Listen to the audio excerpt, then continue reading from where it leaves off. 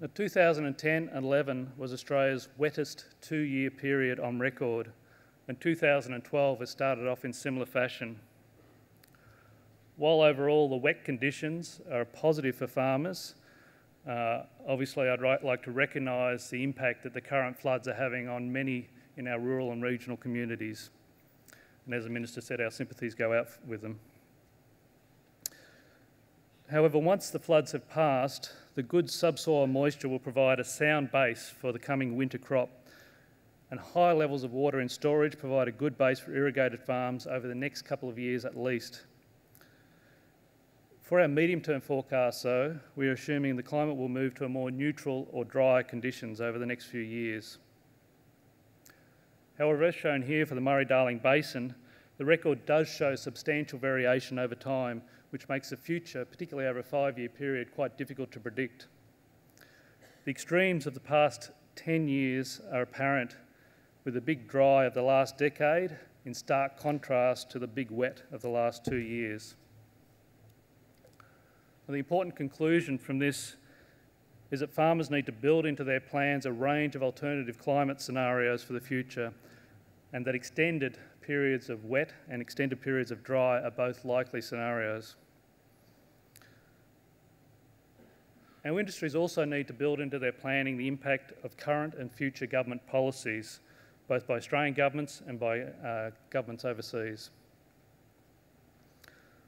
Of note, government measures which are designed to address the priorities for society can have impacts on economic activity in the agriculture, fisheries and forestry sectors.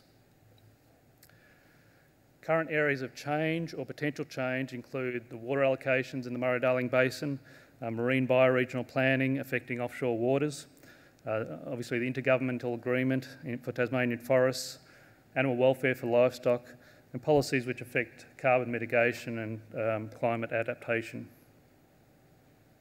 As an example of this, ABARES recently analysed the short-run impacts of the carbon tax on broadacre and dairy farms. Now, while agriculture is excluded in a direct sense from the carbon tax, there are indirect impacts on agriculture from increases in input prices and from the pass-back of costs from further up the supply chain. Now, these impacts will be higher for the more energy-intensive dairy industry than for broadacre industries, as shown here.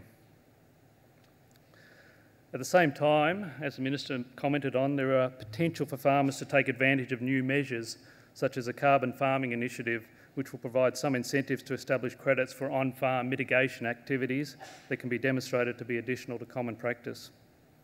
Now, this issue will be discussed in quite a bit of detail in the climate change session later in the conference. But suffice to say, at this stage, farmers, fishers and foresters need to consider government policies and changes in government policies and how they might affect their future scenario planning. I want to turn our gaze to the longer-term horizon now, to 2050. At this year's conference, we're attempting to look beyond the medium term to some of the issues and trends over the next 40 years. There is a session on global food markets to 2050, which is being held this afternoon, and then our closing session tomorrow will be on what future for Australian farmers. For now, I just want to leave you with a few thought provokers on food security. Sometimes food security is equated with self-sufficiency, but they're very different things. Food security is about both the ability of consumers to afford food and the ability of food to being available to meet consumer demands. Australia is food secure because it is a high-income country with people who can afford to buy food, and also because we have ample access to food, both domestically as well as from world markets.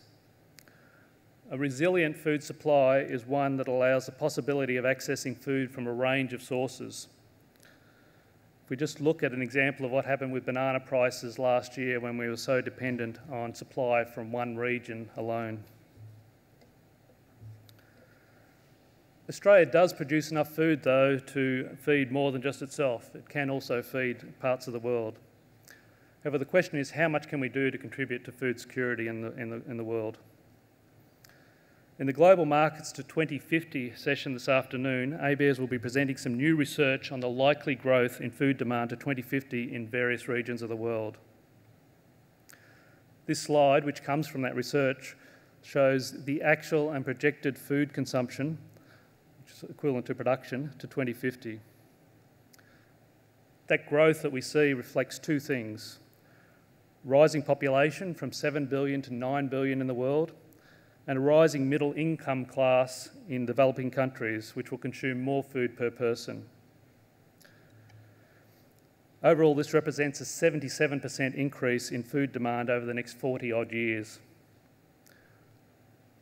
The question is, can the world produce this amount of additional food? In my view, this is very achievable. We only need to look to history to show us that over the last 40 years, farmers have managed to increase world food production by 165%. They only need to perform half as well in the next 40 years to meet the required target. So what will Australia's contribution to global food security be? Let me just add to this graph another line which shows Australia's current and expected future production of food. That's a line running along the bottom of that graph there. So Australia contributes about 1% of global food production, although we do supply slightly more in terms of trade, about 3%. So our contribution is probably not going to be so much in food production. Our contribution to food security will be more in the knowledge and ability we have and how we can provide that knowledge and ability to the least developed countries of the world in order to improve their agricultural production and to improve their income potential. As far as our own production is concerned, we would do well to focus on the highest valued markets for our farm produce, and those are likely to be the markets which include the increasing middle classes in the developing countries to our north. Now, while I believe the task of meeting global food demand is achievable, I don't wish to diminish the challenge it presents in terms of needing to produce additional food. This will require continued strong investment in research and development and extension of knowledge more generally. It will also require continued investment in agriculture, whether from domestic sources or from overseas. Limitations on commercially driven foreign investment, whether in Australia or in other countries, will only serve to diminish future global food production capacity.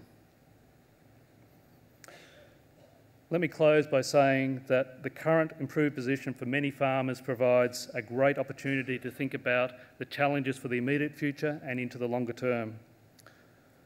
Farmers are already making positive moves to improve their farm performance, and we can expect to see a productivity boost from this.